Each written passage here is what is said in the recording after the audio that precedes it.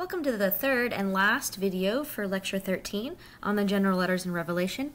At the end of the last video, we were talking about 1st, 2nd, 3rd John and Jude, and I mentioned Gnosticism as some early beliefs that were creeping their way into the church, and I thought it might be helpful for us to watch a brief video. We won't watch the whole thing, but I think it's going to be helpful to give you a background to these ideas. So I just created this dope website with Wix. Let me show you how I did it.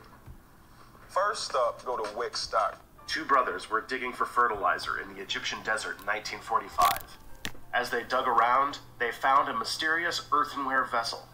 These two brothers had no idea that inside that vessel was one of the most significant finds in archaeological history. There was no pharaoh's treasure or ancient sort of legend, a papyrus, a stack of ancient writings. These papers changed hands multiple times.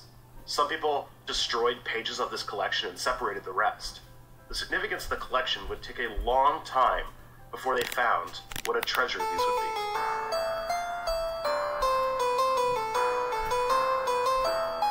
Hi, I'm Tristan. This is Step Back, where we look at history sideways. Be sure to subscribe and hit the notification for more history every week. Several decades after the discovery, a different pile of papyrus rotting away in a New York City deposit box came to light. After decades of swimming around the gray market of antiquities, an ancient manuscript stolen by a Greek trader, suffering decades of poor storage, found its way to archaeologists. Thousands of pieces of text would need to be painstakingly preserved and pieced together to find out its true significance. These two collections of writing might be some of the last remaining documents written by a school of Christianity around during the religion's early days. Until these pieces were found, the only records of these Gnostics were writings from the early church depicting them as baby-eating heretics. But now we had, in their own writing, their ideas describing a radically different concept of God, the cosmos, and salvation. This is the story of these people, the Gnostics. Those two documents go by the name of the Nag Hammadi Library and the Gospel of Judas, both of the collections of text written by a group called the Gnostics. I think it would be easier to begin with the issue of the term Gnostics.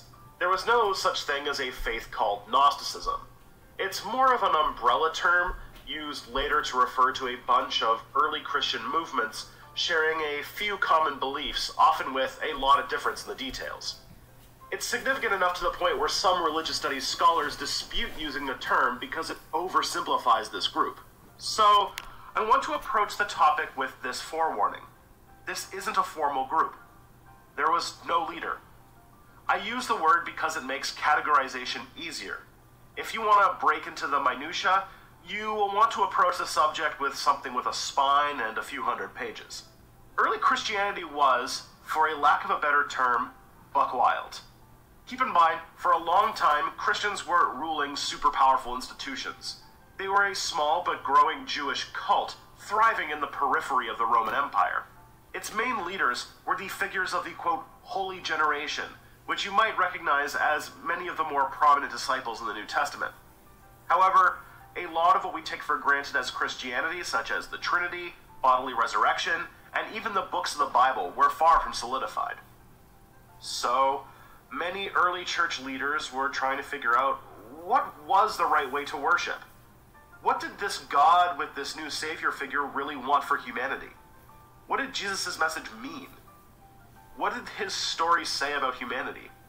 For a long time, there was a lot of opinions. The most recognizable would probably be the Proto-Orthodox Church. Their leaders developed a lot of the theological work for what would become staples of modern Christianity. This is the group that eventually found its way into the power structure of the Roman Empire and was the theological root for Catholics, Orthodox Christians, and Protestants.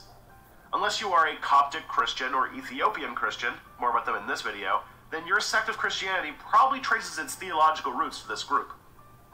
The Gnostics were different from Christians today. Their interpretation of Christianity was unrecognizable compared to traditions taken for granted in modern day.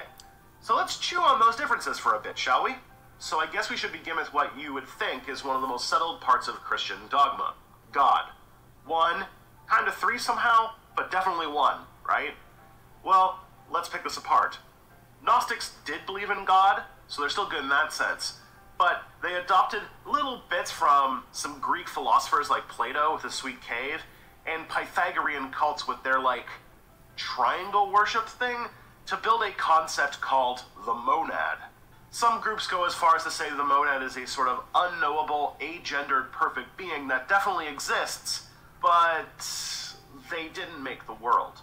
This is because, well, the Gnostics generally had two gods, or a sort of imperfect replica of God, so maybe like 1.5 gods? Either way, the material world, people, the earth, and all that good stuff, wait, I mean bad stuff because Gnostics, was created by a different entity called the Demiurge. Now, I kind of imply that he's considered evil, but like I said earlier, opinions are diverse. Opinions range from evil incarnate to imperfect, and he's just trying the best he can, you guys. Both the monad and the Demiurge, according to some Gnostics, have servants called aeons and archons.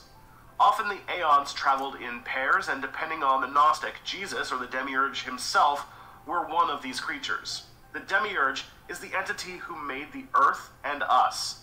He's the grumpy god of the Old Testament who drowns a planet, causes pain in childbirth, and yells at people for doing sex wrong. And this hits on a different, but in some ways weirdly familiar part of a Gnostic Christian tradition. They believe that the material world, with material bodies, is a trap. This ranges from the material world being an imperfect manifestation of reality we need to transcend, to us being physical cages made by the Demiurge to trap our spark of creation. When we die and shed this mortal coil, we are usually reunited with the monad, becoming part of them. So, Gnostics were not too worried about ritual and hierarchy, as they were just products of this imperfect prison plane, and what counts is how you feel. In your heart. Okay, we're going to stop there. You get the idea, though, that Gnosticism is very complex, and we can't pin it down because there are so many different strands of it. But we believe that these Gnostic ideas were already creeping into Christianity, maybe even in the end of the 1st century.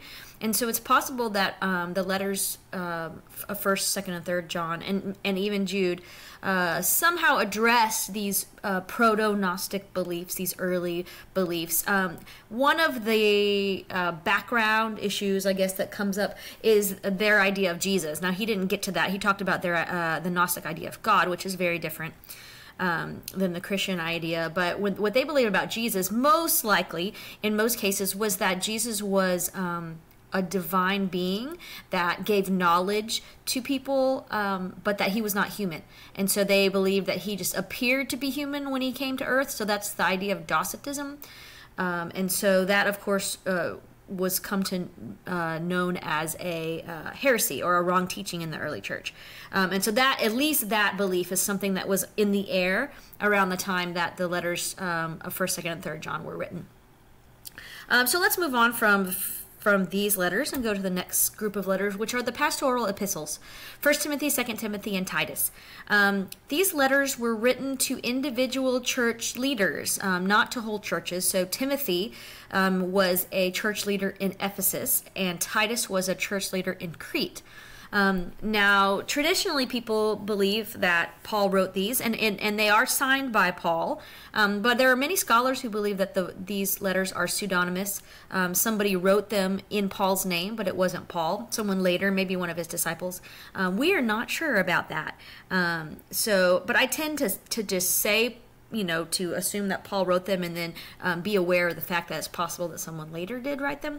But the main ideas going on here in the pastoral epistles, yes, they are combating false teaching as well as the letters of 1st, 2nd, and 3rd John. But here they're also setting up sort of qualifications for church leaders, because it seems like, especially in Ephesus and Titus, Ephesus and Crete, Timothy and Titus were having problems with false teaching and people coming into leadership who weren't fit for leadership.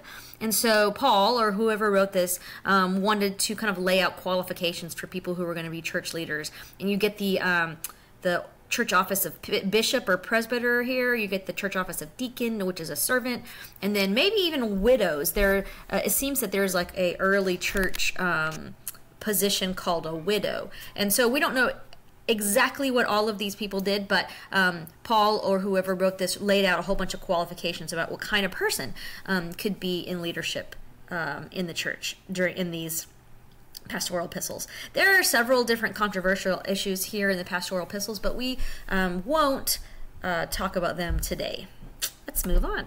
So the last book of the New Testament is Revelation, and it was written during we think, during the reign of the Emperor Domitian. Now, we're not 100% sure, but this is when one of the periods of persecution for Christians happened. Domitian was worshipped as a god, and so there was a temple built to Domitian in Ephesus, and this would have been somewhere between 85 and 95, maybe.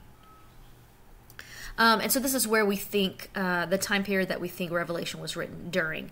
Now, what we're going to do for Revelation, instead of me lecturing on it, because it actually does get quite complicated, we're going to watch the 2 videos on Revelation, but you're going to do it separately from this video. Instead of me playing it in this video, you're going to go to the folder, and there's going to be an assignment for Revelation. So you're going to watch the first video and answer some questions. Then you're going to watch the second video and answer some questions. But before we finish this last video for Lecture 13, I want to show you just a little timeline of how the New Testament came into being. And so just notice here, here's Jesus in 30 or 33. Then you get the time period during which the New Testament was written, which was in the 1st century, probably between 45 and 90 or 95. Now, it takes hundreds of years before they decide on which particular books are going to be in the New Testament and which ones aren't. They basically have to respond to a man named Marcion who creates an anti-Jewish canon. He basically comes up with all these books that are going to be in the New Testament, and he says, oh, these are the only ones that we should do, and they were all anti-Jewish books.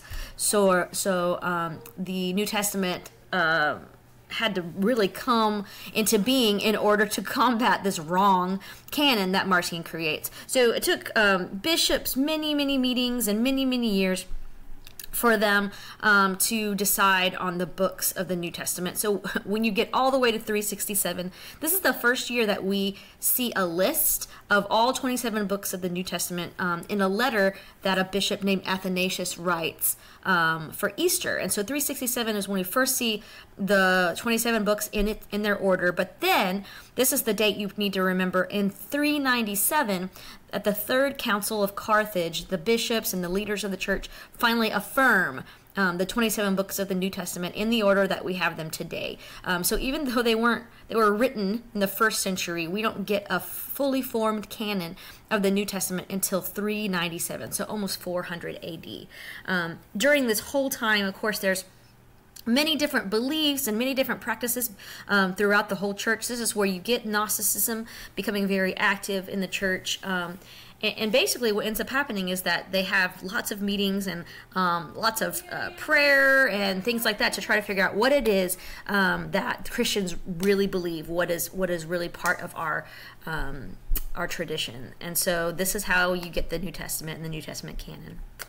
Well, this is going to be the last video of the New Testament section, and so make sure that you go to the folder after this and do the video 1 and video 2 for Revelation and answer the questions. Revelation is a fascinating book, and it's very often misinterpreted throughout the history of the church. So hopefully you'll enjoy those videos, and I will sign off for now.